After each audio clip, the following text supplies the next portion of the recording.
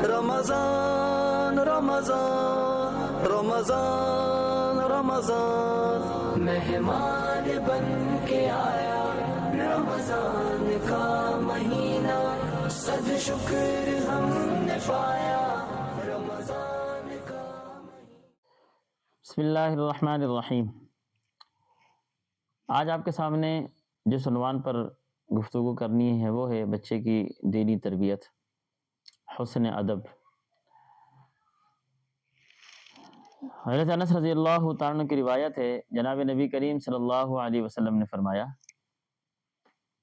کہ اپنی اولاد کا اچھا اکرام کرو اور اپنے اولاد کو اچھا ادب سکھاؤ۔ یہ بات تو ہمیں ترجمے میں سمجھ آ گئی کہ اچھا ادب سکھاؤ اور اچھا اکرام کرو، لیکن اچھا ادب، حسن ادب کسے کہیں گے؟ اچھی تربیت کسے کہیں گے؟ یہ تھوڑا سا ایک سوال ہے۔ تو اگر اس کو ہم تھوڑا سا حدیث کے پیرائے میں سمجھیں تو ہمیں بات سمجھ آ جائے گی کہ آپ علیہ الصلاۃ والسلام نے حدیث پاک میں یہ فرمایا کہ جب بچہ 7 سال کا ہو جائے تو اس کو نماز کی تلقین کرو، جب بچہ 10 سال کا ہو جائے تو اب نماز نہ پڑھنے پر سختی کرو۔ اگر اس بات کو ہم دیکھیں اور ایک اور حدیث میں آپ کے سامنے ذکر کروں کہ آپ علیہ الصلوۃ والسلام فرمایا جس ٹائم بچہ بولنے لگے تو سب سے پہلا کلمہ اس کو لا الہ الا اللہ سکھاؤ، اور پھر فرمایا حدیث میں کہ جس کا پہلا کلمہ لا الہ الا اللہ اور آخری کلمہ لا الہ الا اللہ دخل الجنہ، وہ جنت میں داخل ہو جائے گا۔ یہ تھوڑی سی اگر چیز دیکھیں ہم تو ہمیں اس سے ایک بات سمجھ آتی ہے کہ بچپن سے بچے کا مزاج دینی بنایا جائے، یہ اچھی تربیت۔ یہ بات کہنے کی ضرورت ہی نہ پڑے کہ بچہ کسی کے ڈر کی وجہ سچ بول رہا ہے، بچہ کسی کے خوف سے چوری سے بچ رہا ہے، بلکہ بچے کی طبیعیت یہ بن جائے کہ بچہ نہ چاہتے ہوئے بھی جھوٹ سے بچے،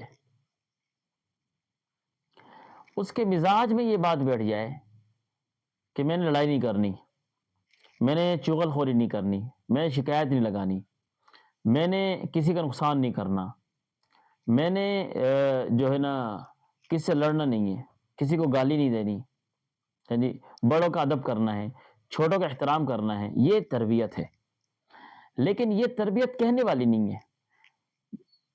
یہ تربیت یعنی یہ جو بات ہے کہ بچے کو 7 سال کی عمر میں نماز کی تلقین کرو، تو نماز کی تلقین کا کیا مطلب ہے کہ اماں جی ان کو بولیں گی کہ بیٹا وضو کر کے آؤ اور یہ مصلی بچھاؤ اور یہاں پر کھڑے جاؤ، نماز کی نیت باندھ لو۔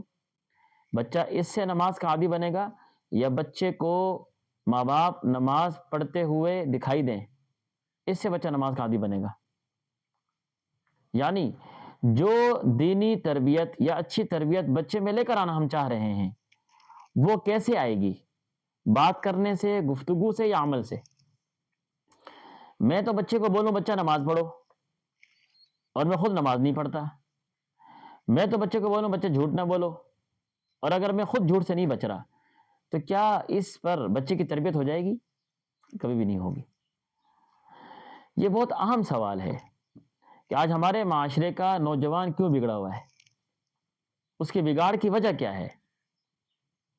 ہم نے بچے کو 3.5 سال کی عمر میں 3 سال کی عمر میں حوالے کر دیا اسکول کے، اور ہم بے فکر ہو گئے۔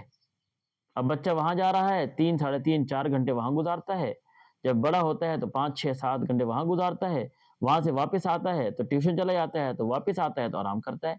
اس کو ماں باپ کے ساتھ وقت گزارنے کا ٹائم ہی نہیں ملا،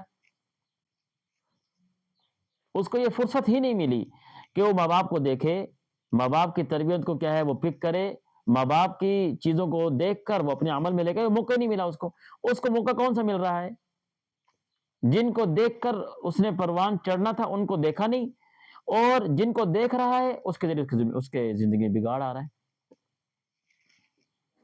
تو یہ بہت اہم مسئلہ ہے کہ تربیت کا میدان آیا تعلیم گاہ ہے؟ حالانکہ تعلیم سے بچے کی تربیت ہوتی ہے، یہ بات نہیں ہے ہم تعلیم کی نفی کر رہے ہیں، تعلیم سے بچے کی تربیت ہوتی ہے، لیکن پہلا میدان تربیت کا کون سا ہے؟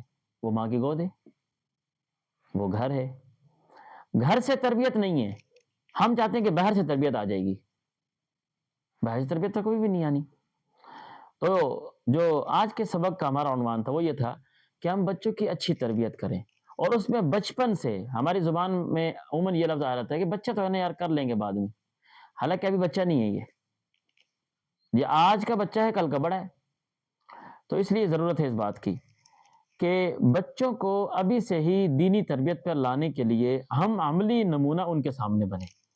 جو چیز ہم بچوں میں پیدا کرنا چاہ رہے ہیں ہم خود اس پر عمل کر لیں، جن چیزوں سے بچانا چاہ رہے ہیں ہم خود ان چیزوں سے بچ جائیں. دیکھیں انشاءاللہ بہت جلدی ہمارے معاشرے میں ایسا نوجوان آ جائے گا جو معاشرے کا اچھا تربیت یافتہ نوجوان ہوگا. اللہ تعالیٰ عمل کی توفیق عطا فرمائے.